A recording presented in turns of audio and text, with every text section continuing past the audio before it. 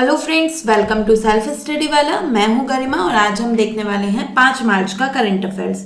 यह जो current affairs classes हैं ये स्पेसिफिकली यूपी पीसीएस और वनडे एग्जाम्स के लिए डिज़ाइन की गई हैं और वहां पर आपको सीधे इनमें से क्वेश्चन देखने को मिल सकते हैं। और इसकी जो पीडीएफ है ना वो आपको हमारे टेलीग्राम चैनल पे मिल जाएगी, वहां से जाके आप उसको डाउनलोड कर सकते हैं। तो चलिए देखते हैं 5 मार्च का करंट अफेयर्स। यहाँ पर ध्यान रखिएगा 4 मार्च का करंट अफेयर्स नहीं आया है, होली थी। उम्मीद करती हूँ आप सबकी होली अच्छे से बीती होगी। तो आज का हमारा पहला टॉपिक देखते हैं। 2 लेक चर्चा में है, माइंडोबे एंड टुम्बा। ठीक है, तो माइडोबे लेक और टुम्बा लेक ये दोनों चर्चा में हैं। क्यों चर्चा में है देखते हैं। क्योंकि कभी रिसेंट में एक स्टडी पब्लिश हुई है एक जर्नल में, नेचर जियो साइंस में। उसमें कह रहे हैं कि ये जो दोनों लेक हैं ये 3000 साल पुराने कार्बन जो वहाँ उनमें कार्बन बंधा हुआ था उनको रिलीज कर रही है। ठीक है, तो इसको हम बोलते हैं lake as a chimney effect. तो जैसे चिमनी आपने देखी होगी, चिमनी में क्या होता है, धुआं निकलता है ना, कार्बन निकल रहा होता है। तो सेम ऐसे ही lake as a chimney effect में क्या है कि जब लेक के अंदर जो बहुत साल पहले से जो कार्बन CO2 वो सब कैप्चर्ड थे, है ना, वो रिलीज होने लगते हैं। ठीक है, तो जब ऐसे लेक में से ऐसी चीजें रिलीज होने लगी तो लेक भी कैसे काम करने लगती है, चिमनी की तरह, है ना।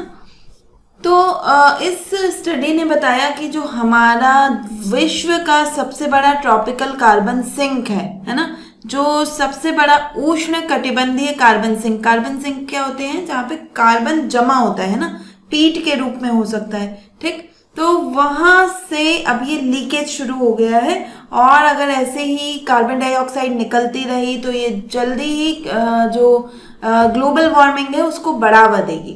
ठीक है, तो आपको ध्यान रखना है ये क्यूवेट सेंट्रल कहाँ पर है, तो ये जो डेमोक्रेटिक रिपब्लिक ऑफ कॉन्गो वाला जो इलाका है ना, वहां पर है ये। अभी हम मैप में देखेंगे इसे। जो दोनों लेक हैं, दोनों झीलें हैं, वो डेमोक्रेटिक रिपब्लिक ऑफ कॉन्गो में है।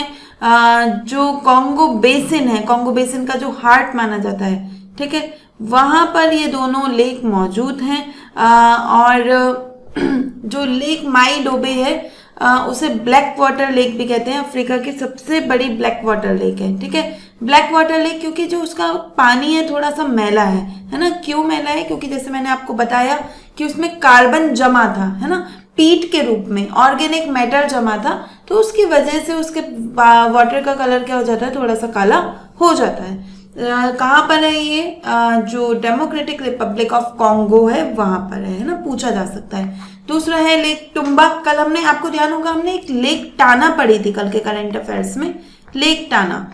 आप मुझे बताएंगे कि लेक टाना कहाँ पर है। ठीक है, तो लेक टुम्बा है, ये जो है टुम्बा निगरी माइंडोबे एरिया है उसका ही पार्ट है, मतलब माइंडोबे के पास ही है। सब ये जो एरिया है पूरा टुम्बा निगरी माइंडोबे, ये पूरा एरिया जो रामसर वेटलैंड है हमारे, है ना, उसकी सबसे बड़ी साइट है। आप कह सकते हो कि सबसे बड़ा रामसर वेटलैंड है ये पूरा एरिया इन टोटलिटी। ठीक है, जिसमें 3 लेक आएंगी। तो जैसा कि आप ये अफ्रीका का मैप देख पा रहे हैं, तो ये Cameroon, Gabon and republic of Congo, democratic republic of Congo, ये जो पूरा इलाका है ना, ये है हमारा क्यूवेट सेंट्रल और कॉन्गो रेन फॉरेस्ट कहते हैं इसे।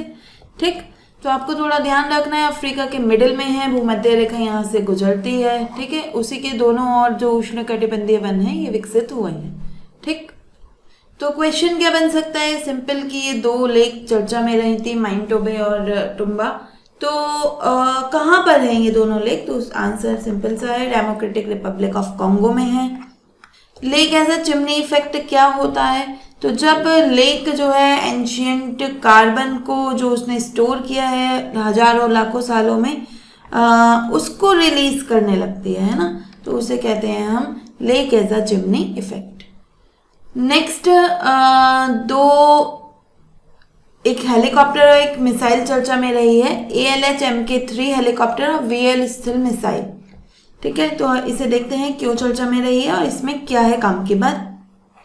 तो 3 मार्च को मिनिस्ट्री ऑफ डिफेंस जो है हमारी, उसने मेजर कॉन्ट्रैक्ट साइन किए हैं लगभग 5,000 करोड़ के कॉन्ट्रैक्ट हैं, जिससे जो हमारा नेवल सिक्योरिटी है, मैरीटाइम सिक्योरिटी, उसको मजबूत किया जाएगा। ठीक है, तो ये दोनों चीजें खरीदने की बात कही है। तो अब हम देखेंगे ये दोनों है क्या, किससे खरीदनी है, क्या फायदा होगा, है ना। तो सबसे पहले है एडवांस लाइट हेलीकॉप्टर MK3। ठीक है, लाइट हेलीकॉप्टर है, किससे खरीदा जा रहा है? हिंदुस्तान एरोनॉटिक्स लिमिटेड HAL से, मतलब कि स्वदेशी है ना, अपनी ही कंपनी बना रही है। तो इंडिजिनस हेलीकॉप्टर है। कौन खरीदेगा? कोस्ट गार्ड खरीदेगी। और इवन जैसे मैंने आपको बताया कि इंडिजिनस है, तो इसको जो कैटेगरी है, जिस कैटेगरी में इसे खरीदा जा रहा है, तो बाय कैटेगरी में, मतलब जो इंडियन IDDM कैटेगरी बोलते हैं इसे, बाय कैटेगरी को, कि इंडिया में ही इंडिजिनसली डिजाइंड हो, इंडिजिनसली डेवलप्ड हो, इंडिजिनसली मैन्युफैक्चर्ड हो, मतलब उसका डिजाइन भी हमने बनाया हो जब उसको डेवलप किया जा रहा था, फिर उसको डिजाइन बनाने के बाद डेवलप भी हमने ही किया हो, और आगे जब उसकी मैन्युफैक्चरिंग हो रही है ना, मतलब एक बार अब बन गया तो उसके जैसे बहुत सारे मैन्युफैक्चर करने होंगे ना, तो वो भी हमारे ही देश में हो रहे हैं। ठीक है, तो ये हेलीकॉप्टर IDDM कैटेगरी का हेलीकॉप्टर है, वहां पे इसको खरीदा है। किससे? हिंदुस्तान एरोनॉटिक लिमिटेड से खरीदा है। 2 शक्ति इंजन है इसमें।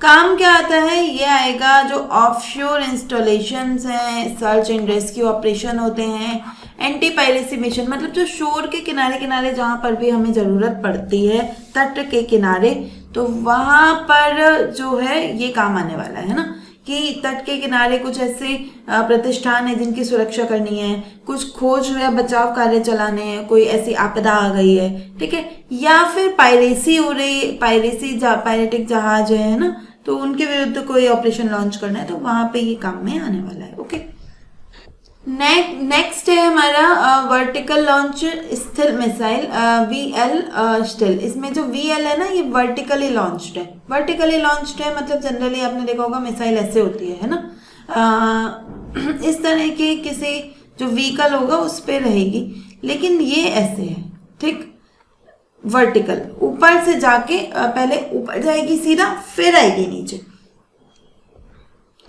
तो इससे फायदा क्या होता है? फायदा ये होता है, देखो जैसे आप मान लीजिए हमारा टारगेट यहाँ था, ठीक है, तो हम इस वाली मिसाइल से हम इसको टारगेट कर रहे थे, लेकिन अचानक से हमें पता चला कि टारगेट ये नहीं है, यहाँ है, तो अब हमें इस मिसाइल को घुमाने में ही काफी देर लग जाएगी, ठीक है।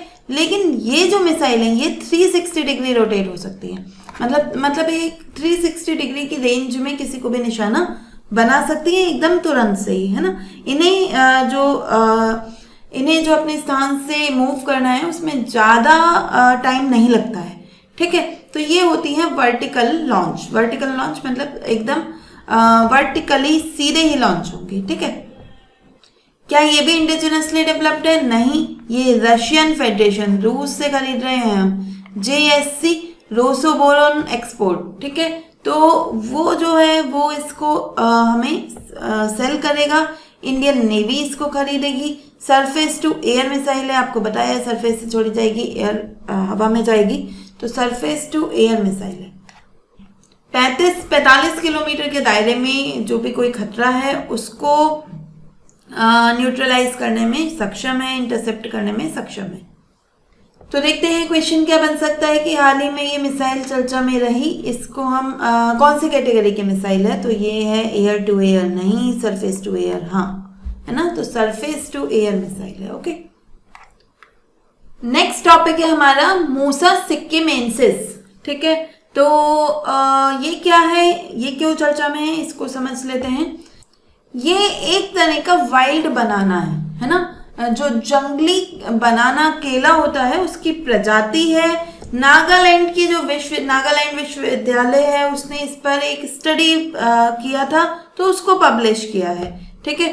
तो उसमें से बताया कि जो फूड सिक्योरिटी है उसके लिए ये जो बनाना है ये मोस्ट इम्पॉर्टेंट हो गया है, और कहा गया है कि ये जो बनाना है ये जेनेटिक रिजर्वर है, मतलब आनुवांशिक भंडार है, इसमें जो जीन्स हैं वो इसे रोग प्रतिरोधक क्षमता और जलवायु अनुकूलन के योग्य बनाते हैं, है ना, कि अगर भविष्य में, जैसे आप जानते हैं ग्लोबल वार्मिंग हो रही है, नए नए तरीके के पेस्ट अटैक हो रहे हैं हमारी हमारी क्रॉप्स पे, ठीक है, क्लाइमेट में कभी जो है जो तापमान है बहुत बढ़ जाता है, कभी बहुत कम हो जाता है, तो ऐसे खतरों से जो सामान्य प्रजातियां वो निपटने में सक्षम नहीं है। तो रिसर्चर्स ने ये पता लगाया कि ये जो मूसा सिक्वेंसिस है ये डिजीज से भी लड़ सकता है और क्लाइमेट से भी इसकी अडॉप्टेबिलिटी अच्छी है, अनुकूलन कर सकता है, और इसलिए ये काफ़ी महत्वपूर्ण है।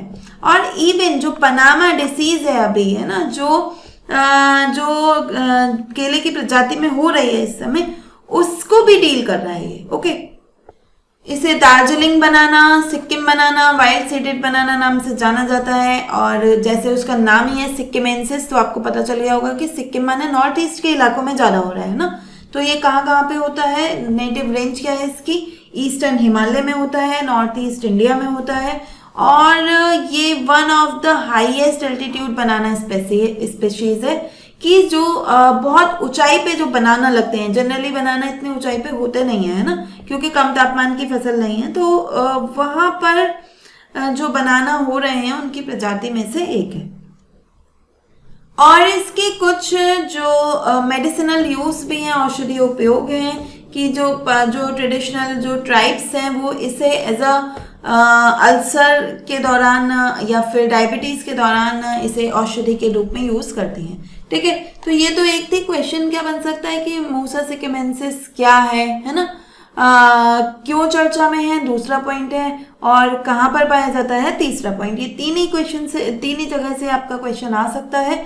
एक और जगह से आ सकता है कि जो इंडिया है, एक और फैक्ट आपसे पूछा जा सकता है, India is the largest producer of banana in the world, है ना। भारत जो है विश्व में केले उत्पादन का सबसे बड़ा उत्पादक है।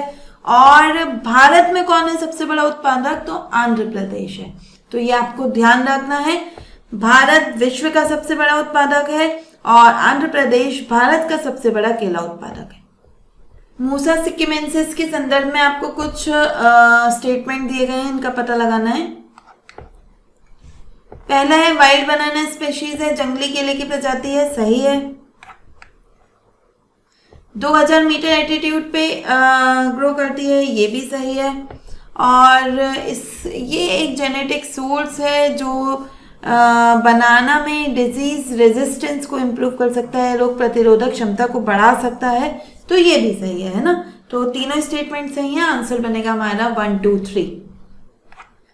नेक्स्ट एक लैंडमार्क एग्रीमेंट हुआ है। अभी आपने देखा कि जो कनाडा के प्रधानमंत्री थे वो भारत की यात्रा पर थे, है ना। तो उस दौरान इंडिया और कनाडा ने एक यूरेनियम सप्लाई एग्रीमेंट साइन किया है।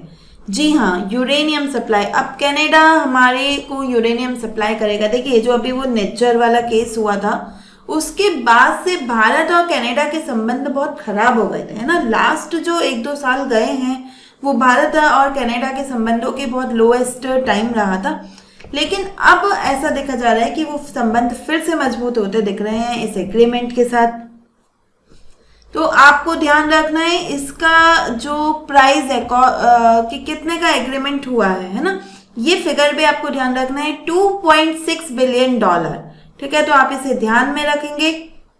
कब हुआ, तो मैंने आपको बताया कि कनाडा के प्राइम मिनिस्टर हैं मार्क कार्नी, वो भारत आए थे, उनकी आधिकारिक यात्रा थी।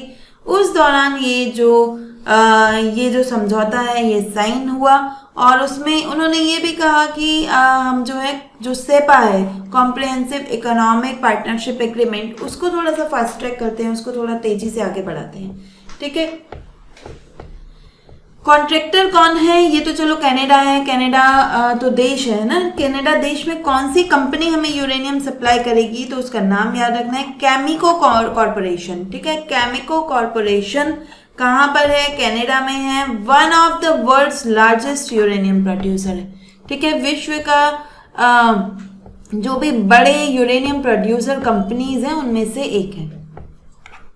तकरीबन 22 मिलियन पाउंड का जो यूरेनियम है वो आएगा, कंसेंट्रेटेड ओर आएगा हमारे पास। ठीक है, 9 साल के लिए ये एग्रीमेंट साइन हुआ है, 2027 से 2035 तक।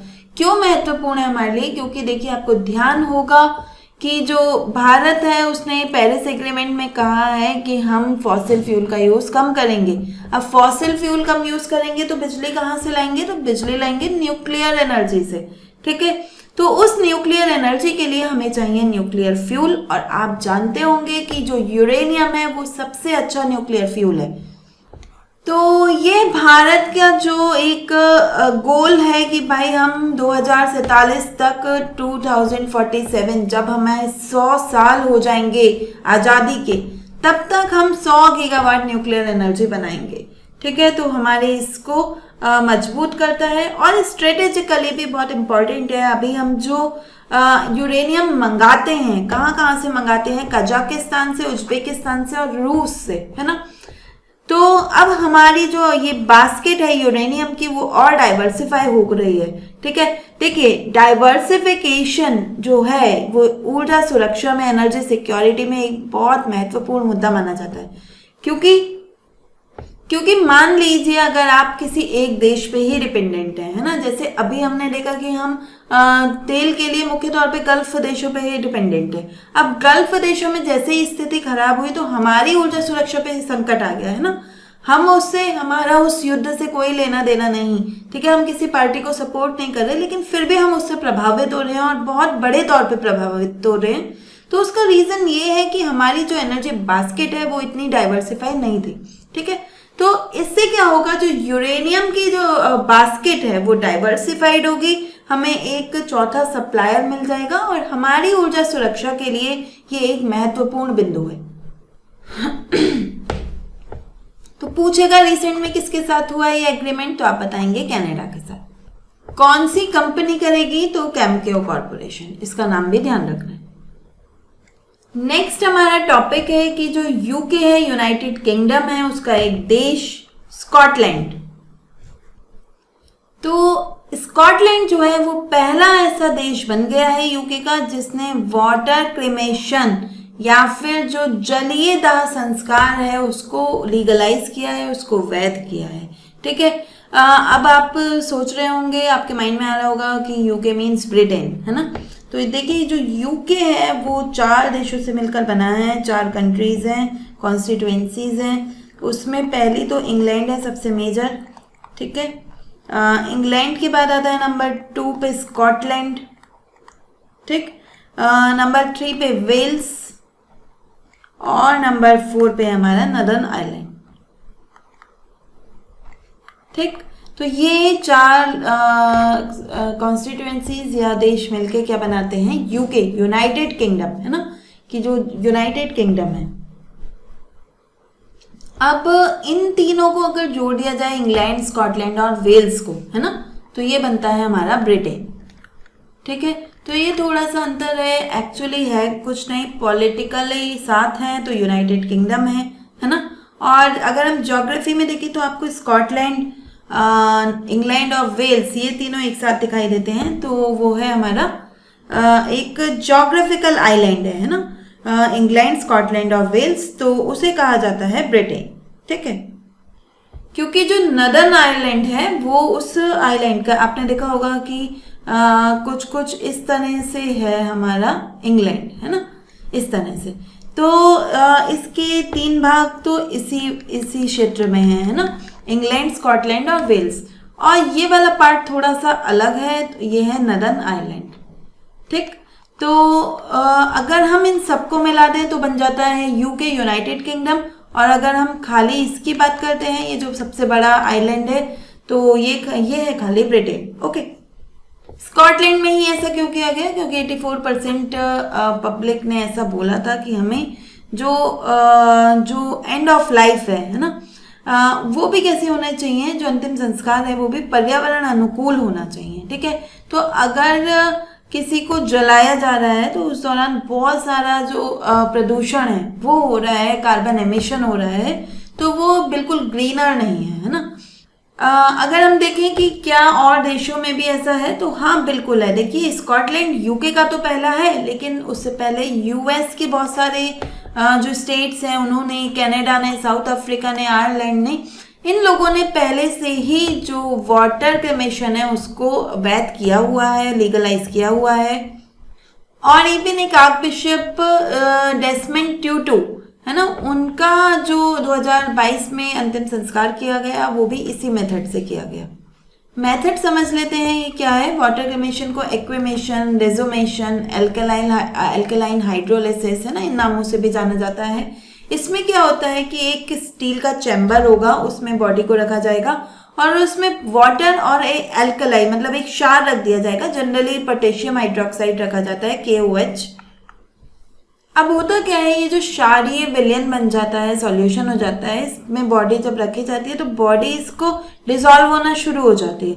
ठीक है, तो पूरी जब बॉडी डिसॉल्व हो जाएगी और टेम्परेचर हाई कर दिया जाता है ना, ताकि ये जो पूरा मतलब नेचुरल वे है ना, नेचुरली भी अगर हम किसी बॉडी को छोड़ दें तो वो क्षारीय विलयन में डिसॉल्व हो जाती है। तो बस हम उसको चैम्बर में लाके उस प्रक्रिया को थोड़ा तेज कर देते हैं, तापमान वगैरह बढ़ा के, तो वो 10 से 15 मिनट में या कुछ ही मिनट में ऐसे ये डिसॉल्व हो जाएगी। और जो नीचे उसमें बचता है, जो बोन्स हैं, उसका बोन मटेरियल बच जाता है नीचे, तो उसको सुखा के बिल्कुल वो ड्राई पाउडर की तरह हो जाता है। जैसे जब बॉडी को जलाया जाता है ना, उस दौरान भी जो बोन मटेरियल है वो रह जाता है। ठीक, तो उसको उस फैमिली को वापस सौंप दिया जाता है।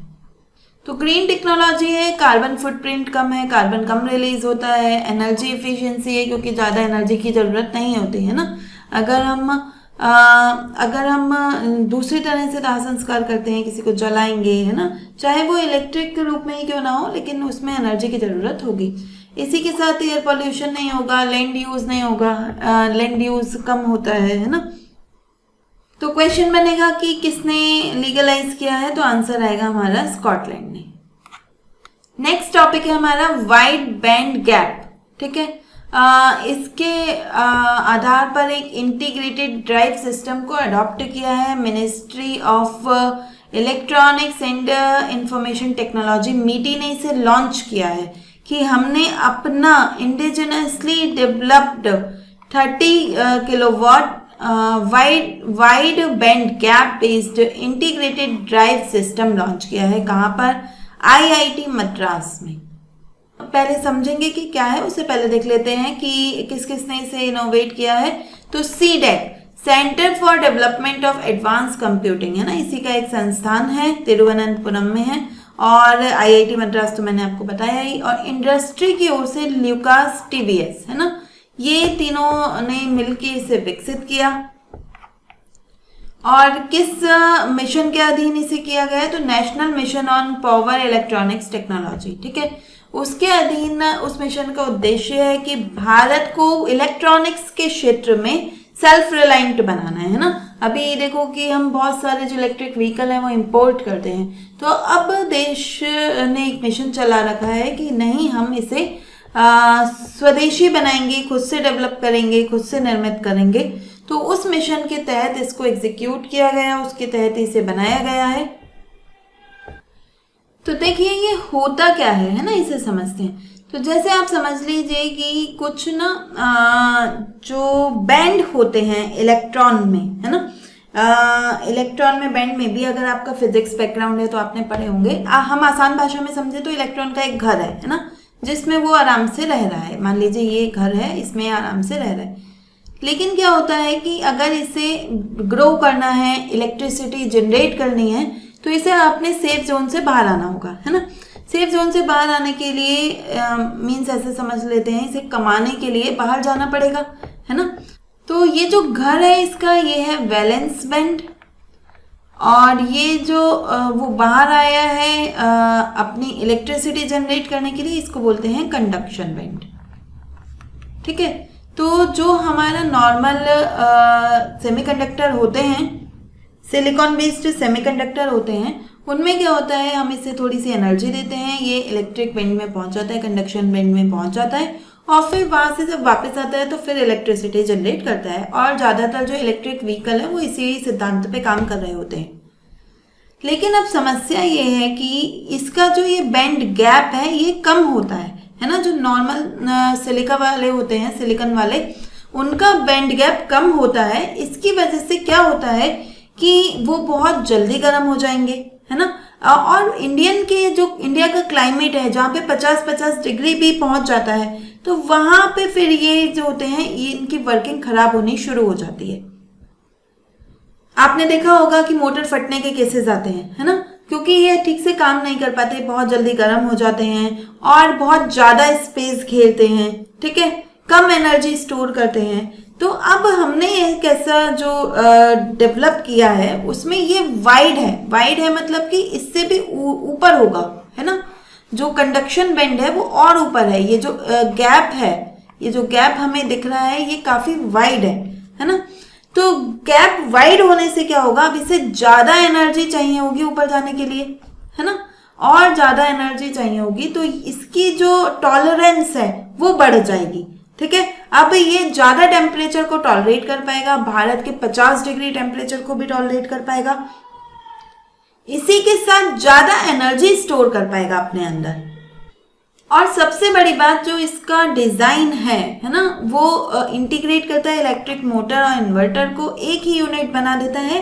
और इससे फायदा ये होगा कि बहुत छोटा हो जाएगा, अब ये मोटर जो है काफी छोटी हो जाएगी और हमें बड़ा स्पेस नहीं चाहिए होगा, तो हमें गाड़ियों में ज्यादा स्पेस मिलेगा, है ना। तो एक बहुत अच्छी खोज है जो हमारे ड्राइविंग सिस्टम को छोटा बनाती है, लाइटर हल्का बनाती है, क्योंकि भारी भारी केबल्स नहीं लगानी होंगी, और सबसे बड़ी बात मोर एफिशिएंट बनाती है।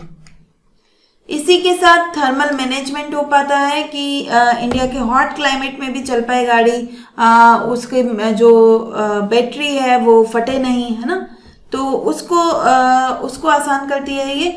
और एक बड़ी बात है कि अभी तक हम इलेक्ट्रिक व्हीकल्स बनाने के लिए जो इम्पोर्ट था उस पर डिपेंडेंट थे, अदर कंट्रीज पे डिपेंडेंट थे, अब हम खुद से बना पाएंगे तो हमारी डिपेंडेंसी कम हो रही है ना। तो एक महत्वपूर्ण खोज है, आपसे पूछा जा सकता है। और हाँ, इसमें एक बात तो रह गई कि ये जो है सेमीकंडक्टर किससे बनता है, सिलिकॉन कार्बाइड, है ना, सिलिका और कार्बन का मिक्सचर होता है, सिलिकॉन कार्बाइड बोलते हैं उसको, उससे यह बनाया है। तो इसका फायदा क्या है, हाई वोल्टेज होगा, टेम्परेचर स्विचिंग फ्रीक्वेंसी अच्छी होगी, तो आंसर बनेगा बी।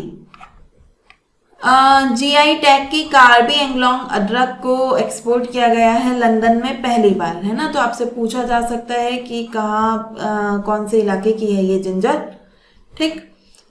किसने एक्सपोर्ट किया है, तो हमारी एजेंसी है एपेडा, जो भी एक्सपोर्ट होते हैं ज़्यादातर यही फैसिलिटेट कराती है। फुल फॉर्म देखेंगे तो agriculture processed food products export development authority, तो नाम में ही एक्सपोर्ट डेवलपमेंट, है ना, तो एक्सपोर्ट को आसान बनाती है।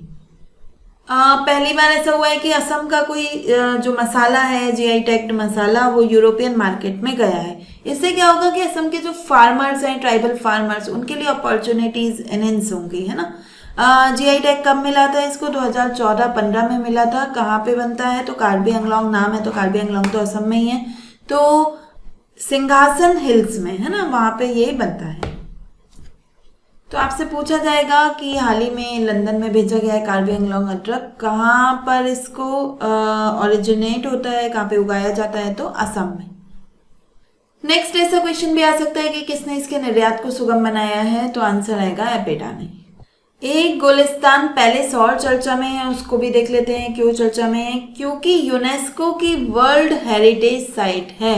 कहाँ पे है, तेहरान में। हमने कल भी एक साइट पढ़ी थी तेहरान की, जो न्यूक्लियर एनरिचमेंट साइट थी वहाँ की, है ना। आप मुझे कमेंट बॉक्स में बताएंगे कि उसका नाम क्या था, ठीक है। ऐसे देखो, इंटरलिंकिंग करने से पढ़ने में क्या होता है, हमारे माइंड में ज्यादा रिटेंशन आ पाता है ना, नहीं तो हम भूल जाएंगे। अभी हमने कल ही ईरान के बारे में कुछ पढ़ा, एक साइट पढ़ी, आज हम फिर से पढ़ रहे हैं, तो हमें उसको पहली बात तो हमें याद होनी चाहिए, नहीं याद है तो आपको वापस जाके देखना चाहिए कि कौन सी साइट थी वो। तो वर्ल्ड हेरिटेज साइट है गोलिस्तान महल, ईरान में है। और खबरें ये हैं कि जो यूएस और इजराइल ने स्ट्राइक की है उसमें ये डैमेज हो गया है। तो बहुत ही दुख की बात है ना, अगर जो हेरिटेज साइट्स हैं वो किसी एक देश की नहीं होती, वो ईरान की नहीं है, वो वर्ल्ड हेरिटेज है ना, वो पूरे विश्व का हेरिटेज है, तो उनका ऐसे युद्ध में तबाह होना कोई अच्छे संकेत नहीं है। खैर, हमारे लिए तो बस साइट काम की है कि कहाँ पर है। तो यूनेस्को ने इसे वर्ल्ड हेरिटेज साइट घोषित किया था 2013 में। कजर डायनेस्टी ने इसको बनाया था, उसकी ऑफिशियल सीट थी ये, ठीक है। और वेस्टर्न और पर्शियन कला है ना, उन दोनों को मिला के इसको बना है, ठीक है। तो थोड़ा सा ध्यान रखना है कि गोलिस्तान महल कहाँ पर है, तो आंसर आएगा तेहरान में, ठीक है, ईरान के तेहरान में। तो आज का लेक्चर हमारा यहाँ पे खत्म होता है, ये लास्ट टॉपिक था हमारा। आप बताएंगे आपको ये वीडियो कैसा लगा, कमेंट बॉक्स में मुझे बताइए। Thank you.